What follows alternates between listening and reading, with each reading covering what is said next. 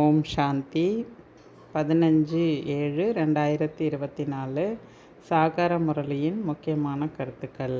பாபா சொல்கிறாங்க, இனிமையான குழந்தைகளே, தேக அபிமானம் அசுர நடத்தையாகும். அதை மாற்றி தெய்வீக நடத்தைகளை தாரணை செய்யுங்கள். அப்பொழுது ராவணனின் சிறையிலிருந்து விடுபட்டு விடுவீர்கள். கேள்வி: ஒவ்வொரு ஆத்மாவும் தனது பாவ செயல்களின் தண்டனையை எப்படி அனுபவிக்கிறது? அவற்றிலிருந்து விடுபடுவதற்கான சாதனம் என்ன? பதில்: ஒவ்வொருவரும் தங்களது பாவங்களின் தண்டனையை ஒன்று கர்ப்ப சிறையில் அனுபவிக்கிறார்கள், இன்னொன்று ராவணனின் சிறையில் அநேக விதமான துக்கங்களை அனுபவிக்கிறார்கள். குழந்தைகளாகிய உங்களை இந்த சிறைகளிலிருந்து விடுவிக்க பாபா வந்துள்ளார். இவற்றிலிருந்து விடுபட வேண்டுமென்றால் தூய பார்வை உடையவர் ஆகுங்கள். இப்போ ஆத்ம உணர்வுடையவர் ஆயிட்டோன்னா நம்முடைய பார்வை தூய்மையாயிடும். பிறகு இந்த ராவணனின் சிறைகள் 2 சிறைகளில் இருந்தும் நாம் வெளியே வந்துடலாம். பாபா நம்மளை விடுவிச்சிருவார். ஓம் சாந்தி. நாடகத்தின் திட்டப்படி பாபா வந்து புரிய வைக்கின்றார். தந்தை தான் ராவணனின் சிறையிலிருந்து விடுவிக்கின்றார். ஏனெனில் இப்போ எல்லோருமே பாவ ஆத்மாக்களாக இருக்கிறார்கள். முழு உலகத்தின் அனைத்து மனிதர்களும் குற்றம் செய்பவரான காரணத்தினால் ராவணனின் சிறையில் இருக்கிறார்கள். பிறகு சரீரம் விடும் பொழுது அப்பொழுதும் கர்ப்ப சிறையில் செல்கிறார்கள். தந்தை வந்து 2 சிறைகளிலிருந்தும் விடுவிக்கிறார். பிறகு நீங்கள் அரை கல்பம் ராவணனின் சிறையிலும் கர்ப்ப சிறையிலும் செல்ல மாட்டீர்கள். தந்தை மெதுமெதுவாக முயற்சியின் அனுசாரப்படி நம்மை ராவணனின் சிறை மற்றும் கர்ப்ப சிறையிலிருந்து விடுவித்து கொண்டே இருக்கிறார் என்பதை குழந்தைகள் அறிவீர்கள். நீங்கள் அனைவரும் ராவண ராஜ்யத்தில் குற்றவாளி ஆவீர்கள் என்று தந்தை கூறுகின்றார். பிறகு ராம ராஜ்யத்தில் எல்லோரும் தூய பார்வையுடையவர்களாக இருப்பார்கள். அங்கு எந்த ஒரு பூதமும் பிரவேசமாகாது. எப்போ தேக அகங்காரம் வருதோ அப்போ தான் மற்ற பூதங்களின் பிரவேசம் என்பது ஏற்படுகிறது. இப்பொழுது குழந்தைகளாகிய நீங்கள் புருஷார்த்தம் செய்து ஆத்ம அபிமானியாக மாறணும் அப்படின்றார். தேக அபிமானத்திலிருந்து விடுபடணும். அதாவது இந்த லக்ஷ்மி நாராயணர் போல் ஆகணும். இந்த தேவதை போல் ஆகும் பொழுது அவங்கள தான் உதாரணமாக லக்ஷ்மி நாராயணர் தான் சொல்லப்படுது என்றார். இப்பொழுதோ நீங்கள் பிராமணர் என்று அழைக்கப்படுகிறீர்கள். ராவணனுடைய சிறையிலிருந்து விடுவிப்பதற்காக பாபா வந்திருக்காரு. வந்து நம்மை படிப்பிக்கவும் செய்கின்றார். மேலும் அனைவருடைய கெட்டுப்போன நடத்தைகளையும் பாபா வந்து சீர்திருத்தம் செய்கிறார். அரை கல்பமாக குழந்தைகளுடைய நடத்தை மிகவும் கெட்டு போய்விட்டது. இச்சமயத்தில் இருப்பது தமோ பிரதானமான நடத்தைகள். பாபா வந்து தெய்வீக நடத்தை உடையவராக மாத்துறார். தெய்வீக நடத்தை மற்றும் அசுர நடத்தை 2க்கும் இரவு பகலுக்கான வித்தியாசம் இருக்குது. இப்பொழுது புருஷார்த்தம் செய்து தங்களை தெய்வீக நடத்தை உடையவர்களாக அமைத்து கொள்ள வேண்டும் என்று பாபா குழந்தைங்களுக்கு புரிய வைக்கிறாரு. இப்போ இந்த அசுர நடத்தையில் கூட நம்பர் 1 எதுன்னா தேக அபிமானம் தான். அதுதான் அசுர நடத்தைக்கான முதல் கேட் அப்படின்றார். ஆத்ம அபிமானியின் நடத்தைகள் ஒருபொழுதும் கெட்டுப்போவது கிடையாது. எல்லாமே நடத்தையை பொறுத்து தான் இருக்குது. தேவதைகளின் நடத்தை கூட எப்படி கெட்டு போகிறது? எப்போ தேவதைகள் கூட வாம மார்க்கத்துக்கு வராங்களோ அப்போ விகாரி ஆயிடுறாங்களோ அப்போ அவங்க நடத்தையும் கெட்டு போயிடுது அப்படின்னு பாபா புரிய வைக்கிறார். ராவணன் எப்போ இந்த உலகத்துக்கு வந்துடுறானோ அப்போ ராவணன் வந்ததுனால தான் உங்கள் மீது துரு ஏற ஆரம்பிச்சிடுச்சுன்னு பாபா புரிய வைக்கிறார். முழு கிரிமினலாக கடைசி நேரத்தில் எல்லாருமே ஆயிடுறாங்க. இப்பொழுது 100% குற்றமுள்ளவர்களாக இருக்காங்க. 100% நிர்விகாரியாக இருந்தீர்கள். பிறகு 100% விகாரி ஆயிட்டீங்க. இப்பொழுது பாபா சொல்கிறாரு, இப்பொழுது தங்களை திருத்தி கொண்டே செல்லுங்கள். இந்த ராவணனுடைய சிறை மிகவும் பெரியது. இந்த ராவணனுடைய சிறை வந்து மிகவும் பெரியதாக இருக்குது. இப்போ எல்லோருமே வந்து கிரிமினல் உடையவர்களாக இருக்காங்க. எல்லோருமே கிரிமினல் தான். ஏனெனில் இது ராவண ராஜ்யம். இங்கே எல்லாருமே ராவண ராஜ்யத்தில் இருக்கிறதுனால குற்றம் செய்யக்கூடியவர்களாகவே இருக்கிறாங்க அப்படின்றார். இப்பொழுது குழந்தைகள் ராமராஜ்யத்திற்கு செல்வதற்கான புருஷார்த்தம் செய்து கொண்டிருக்கிறீர்கள். இப்போ எல்லாரையுமே சம்பூர்ணமானவங்கன்னு சொல்ல முடியாது. யாரும் இங்கே சம்பூர்ணம் ஆகலை. ஒருவர் முதலில், மற்றவர் இரண்டாவதில், இன்னொருவர் மூன்றாவதில், இப்படி தான் முயற்சி செஞ்சிட்ருக்கீங்க. இப்பொழுது குழந்தைகளுக்கு தந்தை படிப்பிக்கின்றார், கூடவே தெய்வீக குணங்களை தாரணை செய்விக்கின்றார். தேக அபிமானமோ இப்போ இந்த நேரம் எல்லாருக்குள்ளேயுமே இருக்குது. எந்த அளவுக்கு நீங்கள் சேவையில் ஈடுபட்டிருக்கிறீர்களோ அந்த அளவுக்கு தேக அபிமானம் குறைஞ்சிக்கிட்டே போகும். சேவை செய்வதால் தேக அபிமானம் குறைஞ்சிடும். ஆத்ம அபிமானியாகி பெரிய பெரிய சேவை செய்யுங்க. ஆத்ம அபிமானி குழந்தைகள் நல்லா சேவை செய்வாங்க. பாபா கூட ஆத்ம அபிமானியாக இருக்கார். அதனால் பாபா கூட எவ்வளோ நல்லா சேவை செய்கிறாரு. அனைவரையும் கிரிமினல் இந்த ராவணனின் சிறையிலிருந்து விடுவித்து சத்கதியை பிராப்தியாக கொடுக்கறதுக்கு பாபா வந்திருக்கார். பிறகு சொர்க்கம் போயிட்டா அங்கே 2 சிறையுமே இருக்காது. இங்கே 2 சிறை இருக்குது. சத்தியுகத்தில் கோர்ட்டும் கிடையாது, பாவ ஆத்மாக்களும் கிடையாது. ராவணனுடைய சிறையும் அங்கே கிடையாது. ராவணனுடையது எல்லையில்லாத சிறையாகும். ஏன்னா இங்கே எல்லாருமே 5 விகாரங்களின் கயிறில் பிணைக்கப்பட்டு இருக்காங்க அப்படின்றார். அடுத்து சொல்கிறாரு, சத்தியுகத்தினுடைய சுகம் திரேதாயுகத்தில் இருக்க முடியாது. ஏனெனில் ஆத்மாவுக்கு 2 கலை அங்கே குறைஞ்சிடும். ஆத்மாவின் கலை குறைந்து விடும் பொழுது சரீரமும் கூட அவ்வாறு தான் ஏற்படுகிறது. எனவே உண்மையில் நாம் ராவண ராஜ்யத்தில் தேக அபிமானியாக ஆயிட்டோம் அப்படிங்கிறத புரிஞ்சுக்குங்க. இப்போ ஆத்ம அபிமானியாக மாறணும். இப்பொழுது தந்தை ராவணனின் சிறையிலிருந்து விடுவிப்பதற்காக வந்திருக்காரு. அரை கல்பத்தின் தேக அபிமானம் நீங்குவதற்கு தாமதம் ஆகிறது. அதில் கொஞ்சம் உழைக்க வேண்டியிருக்கு அப்படின்றார். சீக்கிரம் யார் சரீரம் விட்டு சென்று விடுகிறார்களோ அவர்கள் பிறகும் பெரியவர்களாகி இந்த ஞானத்தை கொஞ்சம் கேட்க வேண்டியிருக்கும். கேட்டு கண்டினியூ பண்ணி அவங்களுடைய கணக்கை செட்டில் பண்ண வேண்டியிருக்கும் அப்படின்றார். எவ்வளவு தாமதமாகி கொண்டே போகிறதோ பின்பு புருஷார்த்தம் செய்ய முடியாது. யாராவது இறந்து விட்டார்கள் என்றால் பின் முயற்சி செய்ய வேண்டும். அப்படின்னா அப்போ அவங்க மறுபடியும் ஜென்மம் எடுத்து குழந்தையாகி அந்த உறுப்புகள்லாம் பெருசானால் தான் அப்புறம் அவங்களால புரிஞ்சிக்க முடியும் அப்படின்றார். அப்பொழுது தான் கொஞ்சமாக அவங்க புரிஞ்சுக்கிட்டு முயற்சி செய்வாங்க அப்படின்றது புரிய வைக்கிறார். பாபா சொல்கிறாரு, உள்ளுக்குள் பூரிப்படையணும், இதயம் பூரிப்படையணும். ஏன்னா நமக்கு படிப்பிப்பவர் சுயம் நம்முடைய தந்தை, சுயம் பகவான் அப்படிங்கிறத நினச்சி நீங்கள் பூரிப்படையணும் அப்படின்றார். இந்த நேரம் உங்களுடைய லட்சியம் கூட உயர்ந்ததாக இருக்குது. நாம் தான் முதல்ல சத்கதியில் இருந்தோம், பிறகு துர்கதிக்கு வந்துட்டோம். மீண்டும் நம்ம துர்கதியிலிருந்து சத்கதிக்கு இப்போ போகணுங்கிறத புரிஞ்சுக்கங்க. அப்போ சத்கதியை அடையணுன்னா நம்ம பாபா நினைவு செஞ்சு பாவங்களை எல்லாமே செட்டில் பண்ணணும் அப்படின்றத பாபா புரிய வைக்கிறார். துவாபரயுகத்திலிருந்து ராவண ராஜ்யம் ஏற்படும் பொழுது 5 விகாரங்கள் என்ற ராவணன் சர்வ வியாபியாக ஆகிவிடுகிறான் என்பதை குழந்தைகளாகிய நீங்கள் இப்போ நல்லா புரிஞ்சுக்கிட்டீங்க.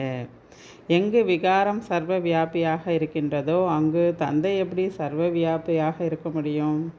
அனைத்து மனிதர்களும் பாவ ஆத்மாக்களாக இருக்கிறார்கள். தந்தை முன்னால் இருப்பதால் பாபா முன்னாடி இருக்கிறதுனால தான் நான் சர்வ வியாபி என்று சொல்லவில்லை என்று பிரம்மா பாபா கூட சொல்கிறாராம். இந்த உலகத்தில் எல்லாருமே தந்தையை தவறாக புரிஞ்சுக்கிட்டதுனால தான் விகாரத்தில் விழுந்து அவங்க எல்லாரும் புத்தி கெட்டு போனதுனால தான் பாபாவை சர்வ வியாபின்னு சொல்லிட்டாங்க. அதனால தான் பாரதத்துக்கு கூட இந்த அளவுக்கு நிலைமை ஏற்பட்டுடுச்சு அப்படின்றார். 5000 வருடங்களுக்கு முன்பு பாரதம் சொர்க்கமாக இருந்தது. எல்லாரும் சதோ பிரதானமாக இருந்தாங்க அப்படிங்கிறத கிறிஸ்துவர்களே சொல்கிறாங்க. பாரதவாசிகளோ லட்சக்கணக்கான வருடங்கள்னு சொல்லிட்டாங்க. ஆனால் கிறிஸ்துவர்கள் பைபிளில் எப்படி போட்டிருக்குன்னா 3000 ஆண்டுகளுக்கு முன்பு சொர்க்கம் இருந்ததுன்னு சொல்கிறாங்க. அப்போ கிறிஸ்து 2000 ஆண்டுகள், கடைசி 2000 ஆண்டில் தான் அவங்க தர்மம் ஸ்தாபனை ஆகுது. அப்போ அவங்களே கூட ஓரளவுக்கு தெளிவாக கரெக்டாக சொல்கிறாங்க 3000 ஆண்டுகளுக்கு முன்பு சொர்க்கம் இருந்ததுன்னு. ஆனால் பாரதவாசிகளோ லட்சக்கணக்கான வருடம்னு சொல்லிட்டாங்க. ஏன் அப்படின்னா அவங்களுடைய புத்தி தமோ பிரதானமாக ஆயிடுச்சு. சதோ பிரதானத்தில் இருந்த பாரதவாசிகளுடைய புத்தி தமோ பிரதானமாக ஆயிடுச்சு. அவர்கள் பின் அவ்வளவு உயர்ந்தவர்களாகவும் ஆகலை, தாழ்ந்தவர்களாகவும் ஆகலை. யார்? கிறிஸ்தவர்களை சொல்கிறார். அவங்களாம் இடையில் வந்தவங்க தான். அவங்கள உயர்ந்த தேவதைன்னும் அவங்கள சொல்லிக்க முடியாது, ரொம்ப தமோ பிரதானமாயிட்டாங்கன்னு சொல்ல முடியாது அப்படின்றார். அவர்களோ உண்மையில் சொர்க்கமாக இருந்தது என்று புரிந்திருக்கிறார்கள். பாபா சொல்கிறாரு, இதை சரியாக கூறுகிறேன். 5000 வருடங்களுக்கு முன்பு நான் குழந்தைகளாகிய உங்களை ராவணன் சிறையிலிருந்து விடுவிச்சிருந்தேன். இப்போ உங்களை மீண்டும் விடுவிப்பதற்காக வந்திருக்கேன். இதை குழந்தைங்க புரிஞ்சுக்கணும் அப்படின்றார். பாபா கூட குழந்தைங்களாகிய உங்களுக்கு தெளிவாக புரிய வைக்கிறாரு. குழந்தைகளை இது போல் நீங்கள் கூட மற்றவர்களுக்கு புரிய வைங்க. இவ்வளவு அளவற்ற துக்கம் இன்னைக்கு ஏன் உலகத்தில் ஏற்பட்டிருக்கு? முதல்ல அளவற்ற சுகம் இருந்தது. லக்ஷ்மி நாராயணருடைய ராஜ்யம் இருக்கும் பொழுது எல்லாமே அங்கே நிறைந்திருந்தது. சர்வகுண சம்பன்னராக எல்லாரும் எல்லா குணங்களும் நிறைந்தவர்களாக இருந்தாங்க. இப்பொழுது இந்த ஞானம் இருப்பதோ நரனிலிருந்து நாராயணர் ஆவதற்காக. இது படிப்பு. இந்த படிப்பின் மூலமாக தான் தெய்வீக நடத்தை உள்ளவர்களாக மாறுறீங்க. இந்த சமயம் ராவண ராஜ்யத்தில் எல்லோருடைய நடத்தையுமே கெட்டு போயிடுச்சு. எல்லோருடைய நடத்தைகளை சீர்திருத்தம் செய்பவர் ஒரே ஒரு பாபா தான், ஒரே ஒரு ராமர் தான். இந்த சமயத்தில் எவ்வளோ தர்மங்கள் இருக்குது. மனிதர்கள் கூட விருத்தி அடைஞ்சிக்கிட்டே போகிறாங்க. பாபா சொல்கிறாரு, குழந்தைகளுக்கு பாபா சொற்பொழிவாற்றுறதுக்கு கூட கற்றுக் கொடுக்குறார். இப்படியெல்லாம் நீங்கள் புரிய வைங்க அப்படின்னு சொல்கிறார். நீங்கள் கூட நல்ல முறையில் பாபாவுடைய நினைவில் இருந்தீர்கள் என்றால், தேக அபிமானம் இல்லை என்றால் உங்களால் நல்லா சொற்பொழிவாற்ற முடியும், சிவபாபாவை பிரதட்சணம் பண்ண முடியுன்றார். சிவபாபா ஆத்ம அபிமானியாக இருக்கிறாரு. குழந்தைகள் கூட ஆத்ம அபிமானியாக மாறுங்கன்னு சொல்லிகிட்ருக்கார். உங்களுக்குள்ள எந்த ஒரு விகாரமும் இருக்கக்கூடாது. உங்களுக்குள் எந்த ஒரு அவகுணமும் கூட இருக்கக்கூடாது. நீங்கள் யாருக்குமே துக்கம் கொடுக்கக்கூடாது, யாரையும் நிந்தனையும் செய்யக்கூடாது. குழந்தைகளாகிய நீங்கள் ஒரு பொழுதும் காதால் கேள்விப்படும் விஷயங்கள் மீது நம்பிக்கை வைக்கக்கூடாது. கேட்குற விஷயங்கள் எல்லாம் உண்மைன்னு எடுத்துக்காதீங்க.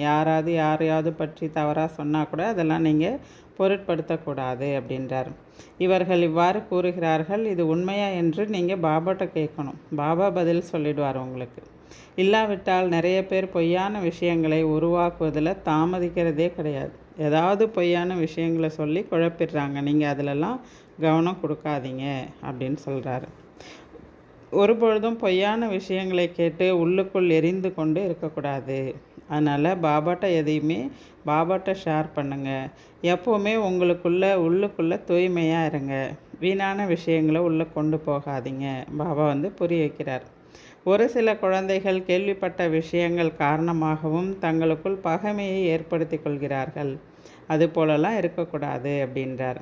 அதனால் எதுவாக இருந்தாலும் பாபாட்ட சொல்லுங்கள், வீண் விஷயங்கள் மேலே கவனம் கொடுக்காதீங்க அப்படின்னு பாபா குழந்தைங்களுக்கு தெளிவுபடுத்துகிறார். குழந்தைகளாகிய நீங்கள் ஸ்ரீமத் படி உலகத்தில் அமைதியை ஸ்தாபனை செய்வதற்கு நிமித்தமாக ஆயிருக்கிறீங்க. ஆக நீங்கள் ஒரு தந்தையை தவிர வேறு யாருடைய வழியையும் நீங்கள் கேட்கக்கூடாது, ஃபாலோ பண்ணக்கூடாது. ஒரு தந்தையினுடைய வழிப்படி தான் நடக்கணும். உயர்ந்ததிலும் உயர்ந்த தந்தையின் வழி பகவானுடையது. அதன் மூலம்தான் உங்களுக்கு உயர்ந்த பதவி கூட கிடைக்கிது. அதனால் பாபா சொல்கிறாரு, தனக்கு நன்மை செய்து கொள்ள வேண்டும் அப்படின்னா நல்லா முயற்சி செய்யுங்க, மகாரதி ஆகுங்கள் அப்படின்னு பாபா புரிய வைக்கிறார். இங்கே படிக்கவே இல்லைன்னா எப்படி பதவி அடைய முடியும்? கல்பமாக நடக்கக்கூடிய விஷயத்தை தான் பாபா சொல்கிறார். சத்தியுகத்தில் வேலைக்காரிகள் கூட நம்பர் பிரகாரம் இருப்பார்கள். தந்தையோ உயர்ந்தவராக ஆக்கிறதுக்காக தான் வந்திருக்காரு. ஆனால் படிக்கவே இல்லை அப்படின்னா என்ன பதவி அடைய முடியும்? பிரஜைகளில் கூட உயர்ந்தது இருக்கும் இல்லையா? அதனால் பாபா சொல்கிறாரு, முயற்சி எல்லாமே உங்கள் கையில் தான் இருக்குது. புத்தி மூலமாக நீங்கள் தான் புரிஞ்சுக்கணும், முயற்சி செய்யணும் அப்படின்னு புரிய வைக்கிறார். நல்ல சென்டர்களில் நல்ல குழந்தைகளுக்கு கூட குற்றப்பார்வை வந்துடுது. லாபம் நஷ்டம் கௌரவம் பற்றி பொருட்படுத்துகிறார்களா என்ன? முக்கியமான விஷயமே குற்றப்பார்வையினுடையது தான். காமம் மகா எதிரி என்று பாபா குழந்தைங்களுக்கு தெளிவாக புரிய வைக்கிறார். அதனால் முதல்ல இதன் மீது நீங்கள் வெற்றி அடைங்க. இதன் மீது வெற்றி அடைந்தால் உலகத்தை வென்றவராக ஆக முடியும் அப்படின்னு சொல்கிறாரு. நல்லது. தாரணைக்கான முக்கிய சாரம். முதல் பாயிண்ட், ஒருபொழுதும் காதால் கேள்விப்படும் விஷயங்கள் மீது நம்பிக்கை கொண்டு உங்களது நிலையை கெடுத்து கொள்ளக்கூடாது. உள்ளுக்குள் தூய்மையாக இருக்க வேண்டும். பொய்யான விஷயங்களை கேட்டு உள்ளுக்குள் எரியக்கூடாது. ஈஸ்வரிய வழியை பெற வேண்டும். 2வது பாயிண்ட், ஆத்ம அபிமானி ஆவதற்கான முழு முயற்சி செய்ய வேண்டும். யாரையும் நிந்தனை செய்யக்கூடாது. லாபம் நஷ்டம் மற்றும் கௌரவத்தை கவனத்தில் கொண்டு குற்றப்பார்வையை நீக்கிவிட வேண்டும். தந்தை கூறுவதை ஒரு காதால் கேட்டு மறு காதால் வெளியேற்றிவிடக்கூடாது. இதில் கவனம் கொடுங்க அப்படின்னு சொல்கிறார். வரதானம், திரிகாலதர்சி, அதாவது 3 காலத்தை உணர்ந்தவர்கள் என்ற சீட்டில் செட்டாகி ஒவ்வொரு செயலையும் செய்யக்கூடிய சக்திசாலி ஆத்மா ஆகுங்கள். திரிகாலதர்சி ஸ்திதியில் இருந்து ஒவ்வொரு செயலையும் செய்யக்கூடிய சக்திசாலி ஆத்மா ஆகுங்கள் அப்படின்னு சொல்கிறார். வரதானத்தின் விளக்கம்: எந்த குழந்தைகள் திரிகாலதர்சி என்ற சீட்டில் செட்டாகி ஒவ்வொரு நேரமும் ஒவ்வொரு செயலையும் செய்கிறார்களோ அவர்கள் விஷயங்களோ நிறைய வரப்போகிறது, ஆகப்போகிறது. சுயத்தின் மூலமாகட்டும், மற்றவர்கள் மூலமாகட்டும், மாயா மூலமாக ஆகட்டும் அல்லது இயற்கை மூலமாக ஆகட்டும், அனைத்து விதமான சூழ்நிலைகள் வரப்போகிறது, வரத்தான் போகிறது என்பதை அவர்கள் அறிந்திருப்பார்கள். ஆனால் சுயஸ்திதி சக்திசாலியாக இருந்தது என்றால் பரஸ்திதி, வெளியிலிருந்து வரக்கூடிய சூழ்நிலைகள் சுயஸ்திதிக்கு முன்னால் எதுவுமே கிடையாது. ஆனால் ஒவ்வொரு செயலை செய்வதற்கு முன்பு அதனுடைய முதல், இடை, கடை ஆகிய 3 காலங்களையும் பரிசோதனை செய்து புரிந்து கொண்டு பிறகு எது வேண்டுமானாலும் செய்யுங்கள். அப்பொழுது நீங்கள் சக்திசாலியாகி சூழ்நிலைகளை கடந்து சென்று விடுவீர்கள். அதனால் திரிகாலதர்சி ஸ்டேஜில் இருந்து கர்மா செய்யுங்க அப்படின்னு சொல்கிறார். ஸ்லோகன்: அனைத்து சக்திகள் மற்றும் ஞானத்தில் நிறைந்திருப்பது தான் சங்கமயுகத்தின் பிராலப்தம், அதாவது பாக்கியமாகும். நல்லது. ஓம் சாந்தி.